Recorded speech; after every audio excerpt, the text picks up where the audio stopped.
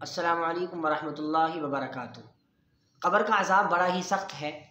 क़ब्र एक तन्हाई का घर है और बहुत सारे मुसलमान, बल्कि सारे ही मुसलमान, हर मुसलमान की ये ख्वाहिश होती है कि वो क़ब्र के अज़ाब से बचे, क़ब्र के अज़ाब से महफूज रहे। इसी तरह से बड़ा डर भी लगता है जब हम सोचते हैं कि हमारे साथ न जाने क़ब्र में किस तरह का मामला होगा। हर इंसान की ये ख्वाहिश होती है कि वो क़ब्र में कामयाब हो जाए, क्योंकि हदीस शरीफ में भी आता है कि क़ब्र आखिरत की मंजिलों में सबसे पहली मंजिल है।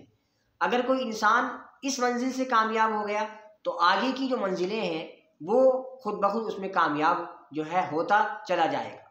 लेकिन अगर इसी मंजिल में वो कामयाब नहीं हुआ, नाकामयाब हो गया, तो आगे की मंजिलों में फंसता चला जाता है। और दूसरी हदीस शरीफ में आता है कि हज़रत उस्मान रज़ी अल्लाह ताला अन्हु जब भी किसी क़ब्र के पास से गुजरते थे तो इतना रोते थे कि आपकी दाढ़ी मुबारक आंसुओं से तर हो जाया करती थी।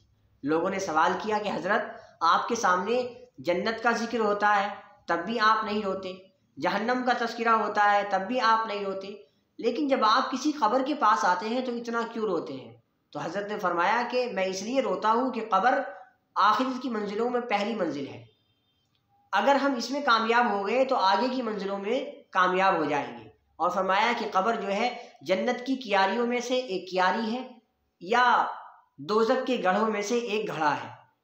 तो इसलिए मैं आपको वो 8 चीज़ें बताऊंगा कि अगर आप उन 8 चीज़ों पर अमल करेंगे तो इंशाअल्लाह क़ब्र के अज़ाब से बिल्कुल महफूज हो जाएंगे। उन 8 चीज़ों में से 4 चीज़ें तो आपको करनी है और 4 चीज़ों से आपको अपने आप को बचाना है। सबसे पहले हम बताएंगे वो 4 चीज़ें जो आपको करनी है। तो सबसे पहली चीज़ है नमाज़ों की पाबंदी करना, क्योंकि नमाज जो है हमारे दीन का सुतून है। हदीस शरीफ में आता है अस्सलातु इमादुद्दीन फमन हदमहा हदमद्दीन वमन अक़ामहा अक़ामद्दीन। नमाज दीन का सुतून है। जिसने नमाज को कायम किया उसने अपने दीन को कायम किया, और जिसने नमाज को कायम नहीं किया, नमाज को छोड़ दिया, उसने अपने दीन को ढा दिया। तो पता ये चला कि सबसे पहली चीज़ क़ब्र के अज़ाब से बचने के लिए नमाजों की पाबंदी है। दूसरी चीज़ सदका करना है। आप अल्लाह के रास्ते में खूब सदका करें, गरीबों को दें, मिस्कीनों को दें, सबका ख्याल रखें। तो दूसरी चीज़ सदका करना है। और तीसरी चीज़ कुरान करीम की तिलावत करना है। हदीस शरीफ में आता है कि अगर कोई शख्स कुरान करीम की तिलावत करता है तो ये कुरान क़ब्र के अंदर उसके लिए चिराग बन जाता है, उसके लिए रोशनी बन जाता है, और अल्लाह से शफाअत करता है कि ए अल्लाह, इसने मुझे दुनिया के अंदर पढ़ा था, लिहाजा तू उसको कामयाब फरमा, तू उसके गुनाहों को माफ़ फरमा। तो अल्लाह उसकी बख्शिश फरमा देता है। और चौथी चीज़ जो आती है वो है कसरत से तस्बीहात करना, कसरत से इस्तिग़फ़ार करना, कसरत से दरूद शरीफ पढ़ना।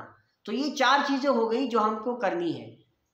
सबसे पहली चीज़ नमाजों की पाबंदी, दूसरी चीज़ सदका करना, तीसरी चीज़ कुरान करीम की तिलावत करना, और चौथी चीज़ इस्तिग़फ़ार की कसरत, तस्बीहात की कसरत। अब वो 4 चीज़ें जिनसे हमें बचना है, तो सबसे पहली चीज़ तो ये है कि आप झूठ ना बोलें, क्योंकि हदीस में आता है कि अगर कोई शख्स झूठ बोलता है तो उसकी झूठ की बदबू से फरिश्ता 1 मील दूर चला जाता है, रहमत का फरिश्ता। तो इसलिए आप झूठ ना बोलें। दूसरी चीज़, किसी के माल में खयानत ना करें। आपके पास कोई माल रख कर के गया है और आप बिना इजाज़त उसके माल को इस्तेमाल कर रहे हैं, तो ये भी शरीयत के ख़िलाफ़ है। आप बिल्कुल खयानत ना करें उसके माल के अंदर, उसके माल को आप सही तरीके से रखें। और तीसरी चीज़ है किसी की चुगली ना करें। अगर किसी के अंदर कोई बुराई है तो आप ये सोचें कि मुझे इसकी बुराई को ख़त्म करना है, तो आप उससे जाकर के कहें जिसके अंदर वो बुराई है कि भाई तुम्हारे अंदर ये कमी है, इस कमी को आप दूर करें।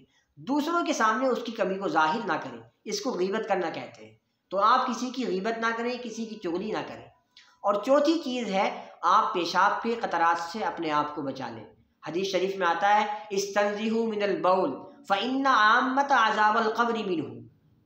इस्तंज़िहू मिनल बौल फ़इन्ना आम्मत अज़ाबल क़ब्रि मिन्हु। पेशाब की छींटों से बचो, क्योंकि आम तौर पर क़ब्र के अंदर जो अज़ाब होता है वो पेशाब की वजह से होता है। तो आप अपने आप को पेशाब की छींटों से बचाएं।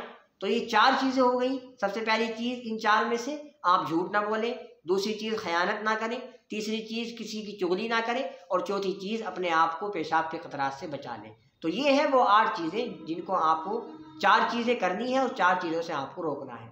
उम्मीद करता हूँ कि आप हमारी इस बात को अच्छे से समझ गए होंगे। वीडियो को लाइक करें, शेयर करें और हमारे चैनल को सब्सक्राइब करें। अस्सलामु अलैकुम वरहमतुल्लाहि वबरकातुहू।